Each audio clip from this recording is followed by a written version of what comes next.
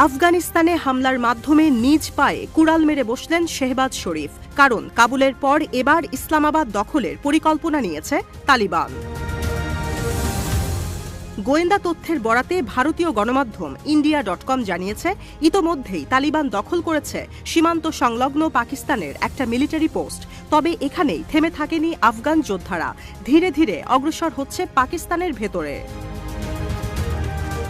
দ্বন্দ্বের শুরু হয় ডিসেম্বরের শেষ সপ্তাহে। সে সময় আফগানিস্তানে বিমান হামলা চালায় পাকিস্তান। ইসলামাবাদের এক জ্যেষ্ঠ কর্মকর্তা দাবি করেন, সন্ত্রাসীদের আস্তানা লক্ষ্য করে চালানো হয় হামলা, যাতে নিহত হন নারী ও শিশুসহ কমপক্ষে ৫১ জন। যদিও এখনও আনুষ্ঠানিকভাবে বিমান হামলা চালানোর বিষয়টি স্বীকার করেনি শেহবাজ শরীফ সরকার। এর জবাবে পাকিস্তানের কয়েকটি শহর লক্ষ্য করে হামলা চালায় তালিবান। বিষয়টি নিশ্চিত করে আফগানিস্তানের প্রতিরক্ষা মন্ত্রণালয়। এই হামলায় নিহত হয় কমপক্ষে ১৯ পাকিস্তানি সেনা। হামলার দিন রাতভর সংঘর্ষ চলে সীমান্ত সংলগ্ন পাকিস্তানের খোস্ত ও পাকতিয়া অঞ্চলে। হুরিয়েত ডেইলি নিউজের প্রতিবেদন বলছে, তালিবানের অভিযানের পর উল্লাস করেন স্থানীয় পাকিস্তানিরা।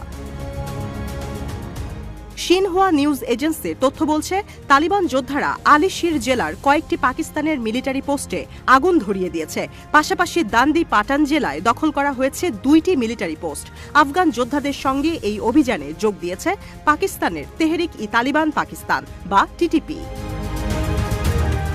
অথচ ২০২১ সালে আফগানিস্তান পুনর্দখলের পর সম্ভবত সবচেয়ে বেশি খুশি হয়েছিল পাকিস্তান। সে সময় পাকিস্তানের তৎকালীন প্রধানমন্ত্রী ইমরান খান বলেন, দাসত্বের শৃঙ্খল ভেঙেছে আফগানরা। তালিবানের পুনরুত্থানের মাধ্যমে জন্ম হল নতুন আঞ্চলিক শক্তি।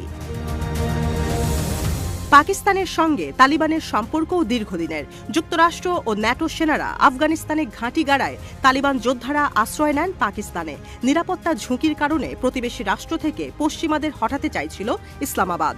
ফলে ব্যাক চ্যানেলের মাধ্যমে পাকিস্তানের পক্ষ থেকে দেয়া হয় অর্থ ও অস্ত্র সহায়তা। তবে দুই মিত্রের সম্পর্কে ফাটল ধরে তালিবানের স্বনির্ভরতার কারণে। আফগানিস্তানের নতুন সরকারের কাছ থেকে সহায়তা পাচ্ছিল না পাকিস্তান। অন্যদিকে তালিবানের অঙ্গ সংগঠনগুলো ইসলামাবাদের জন্য হয়ে ওঠে মাথা ব্যথার কারণ।